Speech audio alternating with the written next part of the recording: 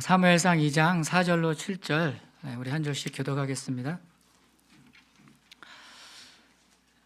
용사의 활은 꺾이고 넘어진 자는 힘으로 띠를 띠도다.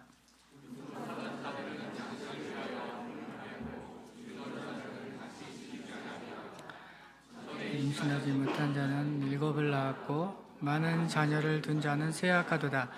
여호와는 죽이기도 하시고 살리기도 하시며 스월에 내리기도 하시고 거기에서 울리기도 하시는도다. 여호와는 가난하게도 하시고 부하게도 하시며 낮추기도 하시고 높이기도 하시는도다. 아멘. 네, 이제 앞으로 한 3개월 정도 후면 글로벌 이벤트라고 그래야 되나요? 전 지구인이 즐기는 특히 남성들이 즐기는 그러한 이벤트가 있는데 2026년도 북미 월드컵이 열립니다. 이번에도 우리 한국팀이 우리에게 진한 감동과 환희를 전해주기를 간절히 바랍니다. 여러분, 지난 카타르 월드컵 때 그 조별 리그 마지막 경기 포르투갈전 혹시 기억하십니까? 우리가 그 경기를 반드시 이겨야 되고 또 경우의 수를 항상 따지는 경우의 수에 따라서 우리가 16강에 이제 갈 수 있는 그 조그만 기회를 이제 얻게 되었는데 포르투갈은 굉장히 강팀이죠. 세계 손가락에 꼽는 그런 강팀이고 상대적으로 전력이 우리보다 훨씬 앞서 있는 팀이었습니다. 예상은 당연히 우리나라가 잘해야 비기는 거고 지는 게 정배인, 그렇게 이제 다들 예상을 했었는데 역시나 뚜껑을 열어보니까 굉장히 어려운 경기였었고 시작하자 얼마 안 돼서 한 골을 먹었어요. 이렇게 질질 끌려가다가 우격다짐으로 어떻게 한 골을 넣었어요, 그죠? 예. 그러다가 이제 후반전도 되고 시간이 점점 흘러서 이제 16강 진출은 물 건너갔다. 이제 여기가 끝인가 보다. 그렇게 희망을 딱 접고 있을 때 기적이 일어났죠. 마지막 이제 종료 시간 얼마 남겨두지 않고 인저리 타임에 극적인 역전골이 터졌습니다. 그 손흥민 선수가 무슨 색깔이었죠? 빨간색이었나요? 빨간색 마스크 이렇게 쓰고 한 60, 70m 단독 드리블 하다가 수비 4명인가 5명 사이에 그 볼을 이렇게 딱 굴려주고 달려오던 황희찬 선수가 이제 결승골을 딱 넣는 그 장면 아마 여러 번 돌려보신 분들도 있을 텐데 그때 그 절망 가운데 있던 우리가 같이 다 일어나가면서 한호성 치고 또 어떤 분들은 보니까 감격의 눈물도 흘리시고 이제 그랬던 기억이 나는데 왜 우리는 이렇게 역전하는 그런 장면에 열광할까요? 그런 걸 좋아할까요? 하나님께서 분명히 우리 마음 가운데 DNA를 심어주신 것 같아요. 우리가 역전을 좋아하게끔 그렇게 하나님께서 그런 것을 심어주셨는데 왜 그런가 하면 우리 인생에도 그러한 역전이 반드시 필요하기 때문입니다. 옆에 앉으신 분들 이렇게 얼굴 보면 다 멀쩡해 보이잖아요. 다 괜찮아 보이고 점잖아 보이고 다 핸섬하고 그런데 사실 겉만 그렇지 속으로는 다 비슷한 질문들이 있습니다. 내가 너무 늦은 거 아니야? 여기서 내 인생 끝나는 거 아니야? 나 정말 다시 일어날 수 있을까? 말을 안 해서 그렇지 우리는 다 이러한 인생의 근본적인 질문을 안고 살아갑니다. 오늘 우리가 읽었던 이 한나의 기도는 이런 우리들에게 하나님의 메시지를 전하고 있습니다. 우리는 보통 언제 기도합니까? 내가 간절히 바라던 뭔가가 이루어졌을 때 너무나 감사해서 예물과 함께 감사 기도를 올리죠. 그런데 오늘 읽었던 한나의 기도는 그러한 소원 성취에 드리는 단순한 감사 인사가 아니었습니다. 그녀는 인생 절망의 그 밑바닥 가운데서 하나님께서 건지시는 그 구원의 손길을 직접 경험했습니다. 자신이 경험한 그 구원의 하나님, 긍휼의 하나님에 대한 생생한 간증을 지금 하고 있는 것입니다. 왜 우리가 한나의 기도를 읽었을 때 그토록 위로받고 소망을 얻게 되는지 아십니까? 왜냐하면 한나는 인생의 쓴맛을 보았기 때문입니다. 그녀는 인생이 무너진다고 하는 것이 무엇인지 우리보다 앞서 경험했습니다. 여러분, 주변 사람들이 거친 말할 때 그것 때문에 마음 다치셨죠? 마음이 찢어지셨죠? 한나는 우리보다 앞서서 사람들의 거친 말과 곱지 않은 시선으로 인해서 마음이 찢겨진 그 자리에 있었습니다. 얼마나 괴로웠던지 밥도 먹지 못하고 뜬 눈으로 울면서 밤을 지새워 본 그러한 경험이 있는 여인이었습니다. 우리가 어떤 아픔이 있든지 그녀는 그 자리에 있었기 때문에, 그래서 그녀가 지금 우리에게 들려주는 그 말이 우리의 마음을 울리는 것입니다. 한나는 오랫동안 아이가 없었습니다. 불임 부부에게는 말 못할 그런 가슴 깊은 아픔과 상실감이 있습니다. 그래서 우리들은 어줍지 않은 조언을 한다고 이런 얘기를 하잖아요. 자식 다 필요 없어. 무자식이 상팔자야. 그런 얘기도 하게 되고, 너무 스트레스 받지 마. 조금 시간 지나면 다 괜찮아질 거야. 뭐 인생 별거 있어? 별거 없어. 이렇게 우리가 조언을 하지만, 그러나 막상 당사자는 그런 마음이 들지 않습니다. 아기를 안고 있는 모습을 보기만 해도 마음이 무너져 내리죠. 그런데 주변에 가까이 지내던 친구가 자녀를 낳았다고 돌잔치에 초대하면 그 마음이 얼마나 괴로울까요? 한나가 살던 그 고대 이스라엘에서는 아기를 낳을 수 없다는 것은 그냥 단순히 개인의 슬픔을 넘어서 하나님의 축복에서 완전히 제외된 저주의 그런 징표였고, 그 자체가 수치였습니다. 그리고 여인으로서 존재 의미와 가치를 부정당하는 그러한 절망 중에 절망인 것이었습니다. 한나는 남편의 사랑을 받았습니다. 하지만 남편은 또 다른 아내가 있었죠. 한나는 아마 두 번째 부인이었던 것 같습니다. 첫 번째 부인이었던 분인나는 자신은 아이가 있다고, 그리고 어떻게 보면 라이벌이잖아요. 그 한나가 어디가 아픈지 너무나 잘 알고 있었습니다. 그 아픈 가슴을 거친 말로 계속해서 후벼 팠습니다. 한나는 도무지 견딜 수가 없어서 성경에서는 밥도 먹지 않았다고 그렇게 기록하고 있습니다. 얼마나 힘들었으면 밥도 먹지 못했겠습니까? 유행가 가사에 그런 얘기가 있는 것 같아요. 살아가야 하니까 살아간다고. 한나의 지금 심정이 딱 그랬던 것 같습니다. 살아가야 하니까 살아가지만 그녀의 마음은 완전히 만신창이가 되어서 무너진 상태였습니다. 그런 한나가 성전에 나와서 통곡합니다. 입술은 움직이고 떨리는데 소리는 들리지 않습니다. 우리는 보통 기도할 때 말로 하잖아요. 근데 가슴이 무너지면 말이 나오지 않고 울음이 나옵니다.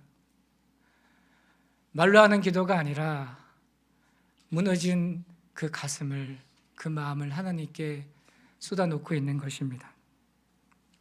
우리 하나님은 어떤 하나님이십니까?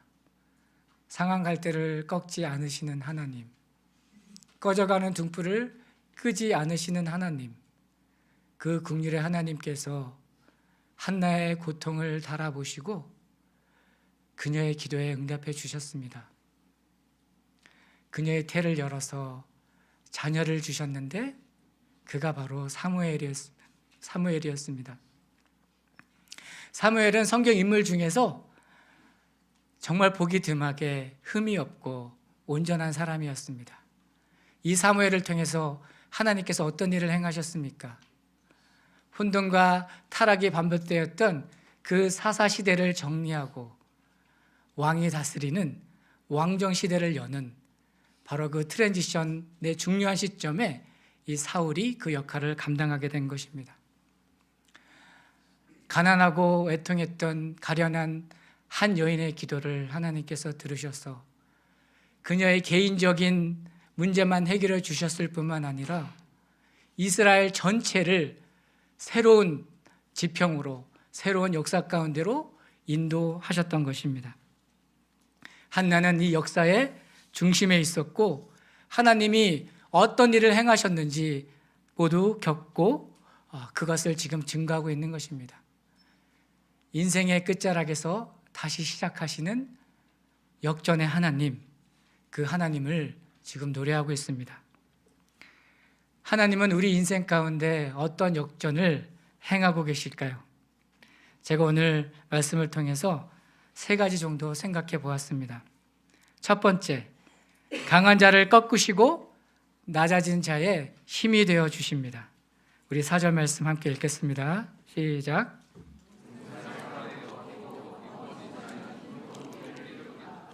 네, 아멘. 네, 이 말씀은 세상과 전혀 다른 하나님 나라의 질서가 무엇인지 보여주고 있습니다. 세상은 강한 자가 이긴다고 말합니다. 실력이 있고 돈이 있고 배경이 있고 멘탈이 강한 사람이 성공한다고 그렇게 말합니다. 그래서 사람들은 약한 모습을 보이려 하지 않습니다. 부끄러운 모습을 어떻게든 가리려고 합니다. 마음은 너무나 힘든데 안 그런 척, 쿨한 척, 얼굴은 좋은 빛을 내지만 그 속은 썩어 문드러지고 있는 그런 외식적이고 가식적인 모습으로 살아갑니다. 이처럼 세상은 약한 자에게 호의적이지 않습니다. 어떻게든 잡아먹으려고 합니다. 그런데 성경은 뭐라고 말합니까? 용사의 활은 꺾인다고 말하고 있습니다. 용사의 활이 무엇일까요? 용사는 그저 싸움 잘하는 그런 장군과 같은 사람을 뜻하지 않습니다. 히브리어로 기포르인데 자기 힘을 믿는 사람, 자기 능력을 의지해서 살아가는 강한 사람이라는 뜻입니다. 그리고 그런 용사에게는 늘 몸에 지니고 다니는 무기가 있었는데 그것이 바로 활이었습니다. 활은 어떤 무기일까요? 멀리 있는 적을 제압하는 데 쓰는 무기입니다. 상황을 통제하는 데 필요한 것이 바로 활입니다.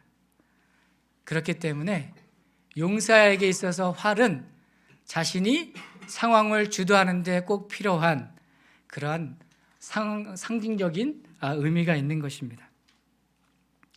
여러분은 언제 평안하다고 느끼십니까? 여러분은 언제 안전하다고 느끼십니까? 재정이 넉넉할 때입니까? 아니면 건강할 때입니까? 아니면 여러분이 내세울 만한 경력이 있거나 실력이 있거나 스펙이 있을 때입니까? 어떤 분들은 사람들의 인정을 받을 때 안정감을 느낍니다. 그런데 좀 부끄러운 얘기지만 우리 믿는 자들에게도 용사의 활이 있습니다. 신앙의 경륜, 사역의 경험들, 내가 이렇게 해봤다, 내가 뭐 해봤다, 이런 것들이 우리에게 용사의 활이 됩니다. 그리고 우리는 때때로 이런 생각을 갖게 됩니다. 이 정도면 내가 얼마든지 버틸 수 있어. 나는 쉽게 무너지지 않아.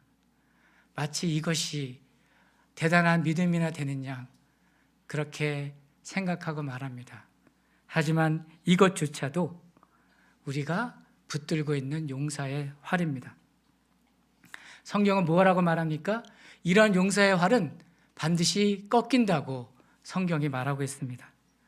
하나님은 용사의 활을 무너뜨리시고 낮추십니다. 왜 그렇게 하실까요? 우리를 미워해서? 우리를 죽이려고? 우리를 멸망 가운데 집어넣기 위해서? 아닙니다. 정반대입니다.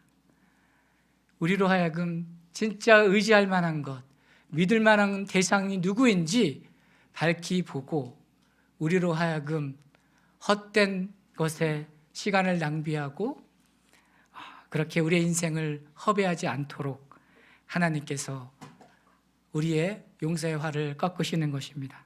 이를 통해서 우리를 진정한 하나님 나라의 용사로 그렇게 세우시려고 하는 것입니다. 믿음은 맹목적인 것이 아닙니다. 현실에 기반한 것이고 냉철한 이성으로 바라봐야 하는 것입니다. 냉철한 이성으로 우리 현실을 바라보기 원합니다. 우리의 건강은 영원합니까? 건강은 대단히 중요합니다. 건강을 잃으면 인생의 의미가 없을 정도로 너무나 중요합니다. 하지만 아무리 건강해도 나이 80, 90, 100, 110 넘어가면 우리의 육체는 후퇴하고 몸은 쇠약해집니다. 재정은 어떻습니까? 10대, 20대 때 열심히 준비해서 30대, 40대, 50대, 60대까지 열심히 벌이를 합니다. 재산을 모을 수 있습니다. 하지만 어느 때가 되면 어떤 이유에서든 우리가 더 이상 경제활동을 할 수 없는 그 시점이 찾아옵니다. 더더군다나 요즘같이 AI가 급속도로 발전한 이런 시대에는 그 시점이 언제가 될지 갑작스럽게 우리를 당황스럽게 만들 수 있습니다. 관계는 어떻습니까? 오늘 좋았던 사람도 내일 변합니다. 상황도 바뀝니다. 여러분 이런 것들 믿을 수 있습니까? 이렇게 아침 이슬처럼 잠깐 왔다가 사라져버리는 이런 것들에 우리의 인생을 맡길 수 있습니까? 하나님은 우리를 사랑하십니다. 그리고 하나님은 우리의 영혼이 잘 되기를 너무나 원하십니다. 그래서 하나님은 하루라도 빨리 우리의 영혼을 흔들어서라도 우리가 헛된 것을 내려놓고 반석이신 하나님의 말씀 위에 견고히 우리의 인생이 세워지기를 원하십니다. 자, 그렇다면 어떻게 우리 가운데 이 모든 일들이 가능해질까요? 성경은 하나님이 넘어진 자에게 띠띠우신다고 그렇게 말씀합니다. 여기서 넘어진 자야, 이게 무슨 뜻일까요? 그냥 잠깐 실수로 돌불에 걸려가지고 넘어졌다는 뜻일까요? 이에 해당하는 히브리어는 카살입니다. 잠깐 실수한 사람 이런 뜻이 아니라 쓰러졌는데 스스로 힘으로는 도무지 일어날 수 없는 상태에 있는 그런 사람을 의미합니다. 노래 가사 중에 그런 게 있죠. 내가 웃어도 웃는 게 아니야. 아마 여러분 중에 숨을 쉬고는 있지만 나 지금 사는 거 아니야. 내 마음은 만신창이가 되었고 마음이 완전히 무너진 상태에 있는 분이 계실 것입니다. 기도해야 되는 것은 아는데 기도는 나오지 않고 뭔가 마음이 너무 지쳐 있어 무기력한 분이 계십니까? 하나님은 바로 그런 우리에게 지금 이렇게 말씀하십니다. 얘야, 넘어진 너를 내가 띠띠우리라. 여기서 띠띠운다는 게 무슨 뜻일까요? 히브리어 아자르, 무장시키다, 힘을 갖추게 하다 이런 뜻입니다. 그러니까 하나님께서 넘어지신 자에게 직접 힘을 부어주신다고 하는 것입니다. 아니, 하나님이 힘이 되어주신다는 뜻입니다. 그러니까 하나님께서 힘 주시는 자는 더 이상 내 힘으로 버티는 것이 아니라 하나님께서 인도하시고 하나님께서 이기시고 하나님께서 그 최고의 영광 가운데 두시는 그런 인생이 된다고 하는 것입니다. 베드로가 그랬습니다. 베드로는 초기 사역할 때 굉장히 자신만만했던 사람입니다. 주님이 어디 가든지 저는 따라가겠습니다. 그게 죽음의 길이든 어디든 그러면서 옆에 칼을 차고 다녔습니다. 그랬던 그가 예수님이 잡히시던 그날 밤에 아무런 존재감이 없던 작은 여종 하나가 그를 알아보고 당신은 예수와 함께 있던 그런 무리가 아닙니까? 그 말 한마디에 그는 놀라서 아니라 난 예수님을 알지도 못하고 심지어 더 나가서 예수님을 부인하는 3번씩이나 예수님을 부인하게 됩니다. 바로 그때 예수님이 말씀하신 것처럼 닭이 울었습니다. 그 순간 예수님은 그를 쳐다봤고 그는 예수님과 시선을 마주하게 됐습니다. 여러분이 베드로라면 그때 심정이 어땠을까요? 그는 그 즉시 밖으로 나가서 통곡합니다. 그렇게 그는 마음이 완전히 무너졌습니다. 그 순간 그가 지녔던 용사의 활이 꺾였습니다. 그가 일평생 확신했던 자신의 충성심, 자신의 결단, 자신의 사랑이 한꺼번에 무너져 내렸습니다. 하나님은 그를 그렇게 넘어진 차로 그렇게 인도하신 것입니다. 그런 베드로에게 부활하신 예수님이 찾아오십니다. 어디로 찾아가셨을까요? 그를 처음 불렀던 바로 그 부르심의 장소, 갈릴리 호수로 그를 찾아가십니다. 모닥불을 피워놓고 생선을 구워놓고 아침 준비를 다 마친 후 베드로가 고기잡이를 마치고 돌아올 때까지 기다립니다. 그리고 그를 보자 주님이 이렇게 말씀하십니다. 요한의 아들 시몬아, 내가 나를 사랑하니? 예수님은 베드로에게 왜 너 나 배신했어? 이렇게 추궁하지 않으셨습니다. 따져 묻지 않으셨습니다. 주님은 그의 마음이 완전히 무너진 것을 알고 계셨고 그런 그를 다시 회복시켜 주님의 사명자로 그렇게 세우기를 원하셨습니다. 그래서 그는 3번 물어보십니다. 시몬의 아들 시몬아, 내가 나를 사랑하냐? 베드로, 예전에 베드로라면 이렇게 대답했을 것입니다. 당연하죠, 주님. 여기에 있는 그 어떤 사람보다 제가 주님을 제일 사랑합니다. 제가 주님 가시는 곳이라면 어디든 제가 주님 너무 사랑합니다. 이렇게 얘기했을 것입니다. 근데 그때 베드로는 예전의 베드로가 아니었습니다. 자신이 얘기했던 것 그것조차 지킬 수 없는 실패자 베드로였습니다. 그는 더 이상 자신을 믿을 수 없는 그런 상태의 베드로였습니다. 그래서 그는 머뭇거리며 이렇게 말합니다. 주님, 제가 주님을 사랑하는 거 주님이 아십니다. 그러면서 주님의 긍휼하심에 전적으로 자신을 내어 맡깁니다. 그러자 주님은 그래 이제 됐다. 내 양을 먹여라. 주님은 넘어진 베드로를 영혼을 살리시는 사명자로 다시 세우신 것입니다. 예전에 베드로는 자기 열심으로 자기가 원하는 곳을 빨빨대고 다니면서 마치 뭔가가 된 양, 뭔가를 이룬 양, 의기양양하게 그렇게 사역했던 사람이라면 이제 그는 천부여 의지 없어서 두 손 들고 나갑니다. 주님께서 부어주시는 힘으로만 제가 살 수 있습니다. 제가 일할 수 있습니다. 제가 원하는 곳이 아니라 주님이 원하신 곳이면 그곳이 어디라도 제가 순종하며 나가겠습니다. 그런 그리스도의 참 사명자로 그는 세워졌습니다. 하나님은 무너짐의 자리를 사명자의 자리로 바꾸셨습니다. 하나님은 우리 인생 가운데 이런 역전을 행하시는 줄로 믿습니다. 우리 5절 함께 읽겠습니다. 시작.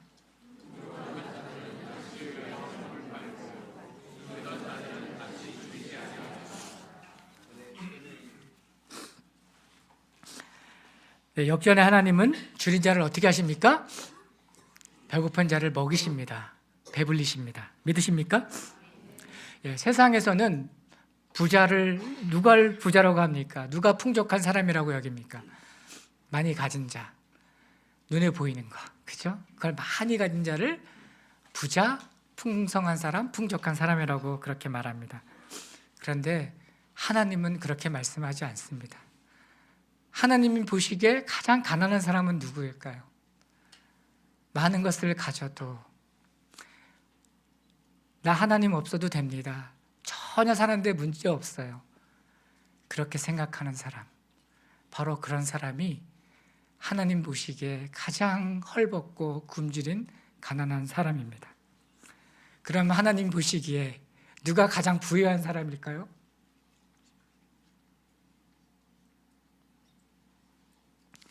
주님, 저 주님 없으면 살 수 없습니다. 저 주님의 은혜가 다른 것보다 절실히 필요합니다.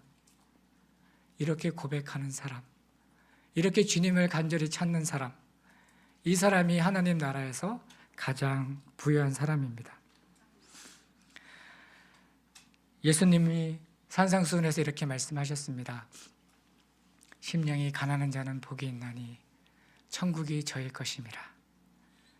여러분, 하나님 나라보다 더 풍성하고 더 아름답고 더 좋은 것이 있습니까?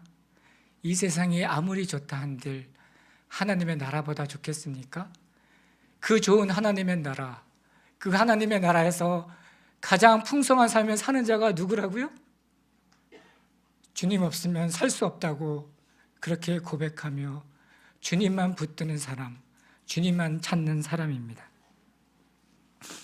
근데 문제는 우리가 이렇게 영적으로 헐벗고 굶주린 그런 영적인 파산한 존재라는 것을 우리가 인정하기 싫어한다는 것입니다. 예배 드리니까 괜찮다고 생각합니다.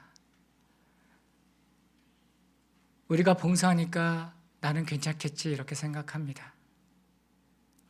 그리고 나는 다른 사람들처럼 그렇게 죄짓지 않으니까 나는 괜찮다고 스스로 어깨를 토닥거리면서 위로합니다. 그러나 우리가 진지하게 하나님의 말씀 앞에 서면 우리가 얼마나 남루한 자인지, 우리가 얼마나 헐벗은 자인지 바로 보게 됩니다.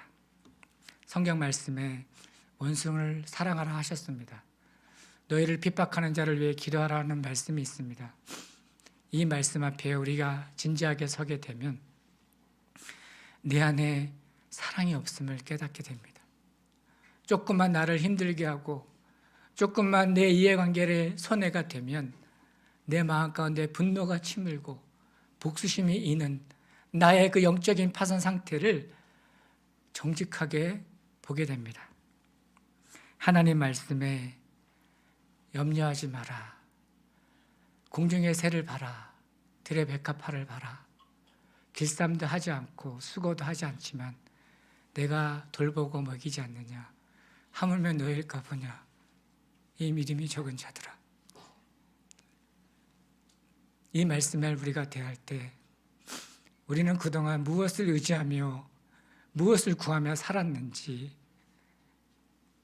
우리가 어떤 부패하고 타락한 존재인지 우리는 우리의 실상을 바로 보게 됩니다.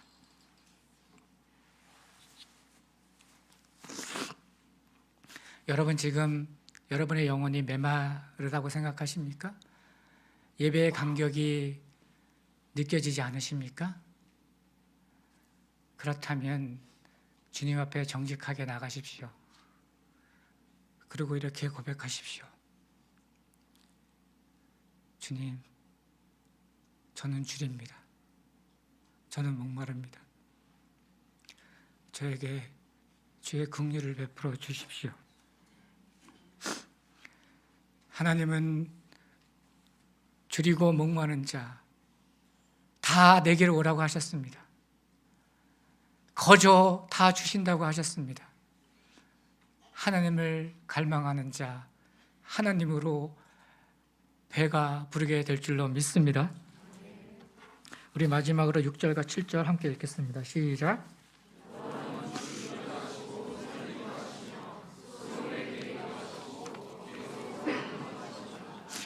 여호와는 가난하게도 하시고 부하게도 하시며 낮추기도 하시고 높이기도 하시는도다. 아멘. 하나님은 우리의 생사화복을 주관하십니다. 모든 일을 주관하십니다. 하나님은 만유의 주가 되십니다. 하나님은 왜 이런 모든 일을 행하고 계실까요? 무엇을 위해서? 하나님의 영광과 믿는 우리들의 선을 위해서 지금도 열심히 일하고 계십니다. 이것을 우리가 믿어야 합니다. 당장 우리 가운데 고난이 있다고, 조금 어려움이 있다고, 결핍이 있다고 하나님이 우리에 대한 하나님의 사랑을 거둔 것이 아닙니다. 이 모든 것이 협력하여 우리의 영혼이 풍성한 생명을 누리게 하는데 시너지가 될 줄로 믿습니다. 욥을 한번 보겠습니다. 욥은 부자였습니다. 성품도 훌륭했습니다. 모든 사람이 칭찬했습니다. 심지어는 천상에서 천군 천사들도 욥을 칭찬하고 하나님도 칭찬했습니다. 근데 사단이 그 모습을 보고 이렇게 참소합니다. 하나님, 욥을 보십시오. 욥이 괜히 하나님을 예배하겠습니까? 하나님이 잘해주니까, 모든 것을 다 주셨으니까 하나님을 예배하고 그렇게 살고 있는 거 아닙니까? 다 걷어가시면 하나님을 저주할 것입니다. 이렇게 하나님께 참소합니다. 하나님께서 그러니? 그럼 너가 다 걷어가. 대신 생명은 건드리지 마라. 그렇게 욥은 하루아침에 그가 누렸던 모든 것을 다 잃어버렸습니다. 재산 다 날아갔고 생때 같은 자녀들 다 죽었고 심지어는 건강도 다 잃었습니다. 여러분, 건강을 잃으면 다 잃은 것 아닙니까? 바로 그는 최고 높은 곳에서 인생의 절망의 밑바닥까지 떨어지게 된 것입니다. 하나님께서 욥에게 왜 이런 일을 행하셨습니까? 욥이 미워서 그러셨습니까? 욥을 죽이려고 그러셨습니까? 욥을 멸망 가운데 두시려고 그러신 것입니까? 모든 것이 사라진 바로 그 자리에서 욥은 그가 끝까지 놓지 못했던 것, 자기 의를 그 순간에 놓게 됩니다. 그리고 그때 하나님을 더 깊게 만나게 됩니다. 그 전까지 욥은 하나님을 귀로만 듣고 알았습니다. 하지만 그 마지막 인생의 밑바닥에서 자신의 그 알량한 의를 놓게 되었을 때 저는 죄인입니다. 저는 먼지입니다. 저는 하나님의 숨결이 아니고는 아무런 의미가 없는 그러한 존재입니다.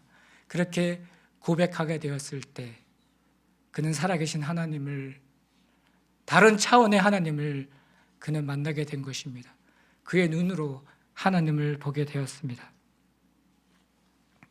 이처럼 하나님은 우리가 의지하는 것을 흔드십니다. 우리가 가지고 있는 용사의 활을 꺾으십니다. 그 순간 우리는 바닥을 경험하고 고통스러워하며 신음합니다. 하나님, 저 못 살겠어요. 너무 힘들어요. 여기서 건져주세요. 빼주세요. 고난이 떠나가게 해주세요. 이렇게 울부짖습니다. 그런데 여러분, 그거 아십니까? 하나님의 손길이 닿지 않는 바닥은 없습니다.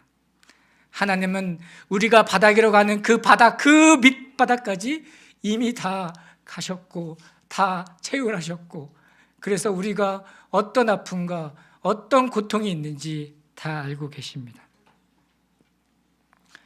고난은 위장된 은혜요 축복입니다. 당장은 가혹한 것처럼 여겨지지만 그 고난을 통과하면서 우리 안에 있던 모든 불순한 것들, 그 모든 것들이 다 제거되면서 오직 우리 안에 하나님만 남게 됩니다. 우리가 정결한 마음 달라고 기도하지 않습니까? 정결한 자는, 마음이 청결한 자는 복이 있나니 하나님을 볼 것이요. 우리가 어떻게 청결해지는지 아십니까? 우리 안에 있는 불순한 것들이 다 제거되어졌을 때, 오직 우리 주 예수 그리스도만 남을 때, 그때가 우리가 청결해지는 때입니다. 그렇게 되면 그때 하나님께서 우리에게 사명을 맡기시는데, 영광의 복음을 증거하고 전하는 복음의 증인으로서 우리를 세우십니다. 하나님의 나라를 우리가 경험할 뿐만 아니라 그 좋은 하나님의 나라를 많은 사람들에게, 잃어버린 영혼들에게 전하는 그 놀라운 축복을 우리에게 주시는 것입니다. 역전의 하나님은 이렇게 가장 낮은 자리에서 가장 높은 영광의 자리로 우리를 옮기십니다.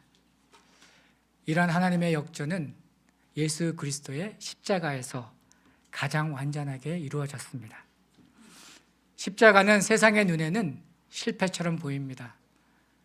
우리 주 예수님은 십자가에 달리셨을 때 한 번도 저항해 보지 못하고 마치 도살장에 끌려간 어린 양처럼 끽소리 못하고 무기력하게 달려 돌아가셨습니다. 로마인들은 그 모습을 보고 조롱했습니다. 너가 유대인의 왕이냐? 너 자신이나 구원해라. 하지만 그들이 보기에 실패했던 바로 그 자리에서, 무너진 바로 그 자리에서 하나님은 인류 역사상 가장 위대한 승리를 이루셨습니다. 그 승리가 무엇입니까? 죽음을 생명으로 바꾸신 것입니다. 저주를 축복으로 바꾸신 것입니다. 바로 이것이 십자가에서 이루어졌습니다. 우리 주 예수 그리스도는 하나님과 본체시나 하나님과 동등됨으로 여기지 아니하시고 종의 형체인 우리와 같은 인간이 되셔서 가장 낮은 곳 구유에 오셨습니다. 그리고 그 저주의 십자가에 달려 죽으셨습니다. 왜 그렇게 하셨습니까? 우리를 사랑해서 우리를 죄와 저주에서 구원하시고자 그렇게 하셨습니다. 여러분, 지금 여러분 넘어지셨습니까? 실수하셨습니까? 소망이 끊겼다고 생각하십니까? 하지만 그것이 우리의 끝이 아닙니다. 우리의 실패한 자리, 우리가 넘어진 자리, 우리가 무너진 바로 그 자리에서 하나님은 그의 권능으로 일하기 시작하십니다. 우리의 넘어짐을 하나님은 은혜의 흔적으로 바꾸셔서 그것을 통하여 지치고 상한 영혼들을 싸매고 치유하는 복음의 사명자로 우리를 세워주십니다. 부활의 능력을 여러분 원하시죠? 머리로는 알고 있을 것입니다. 죽음의 권세를 이기고 사망에서 부활하신 그 하나님, 그 부활의 능력이 바로 우리가 넘어진 그 자리에서 다시 일으켜 복음의 사명자로 세우시는 그 능력인 줄로 믿습니다. 이제 우리 오늘 말씀을 기억하며 기도로 나가기 원합니다. 제가 3가지 기도 제목을 화면에 정리해 보았는데, 첫째, 하나님 외에 우리가 붙들고 의지하는 것들을, 이런 것들을 내어놓을 수 있기를.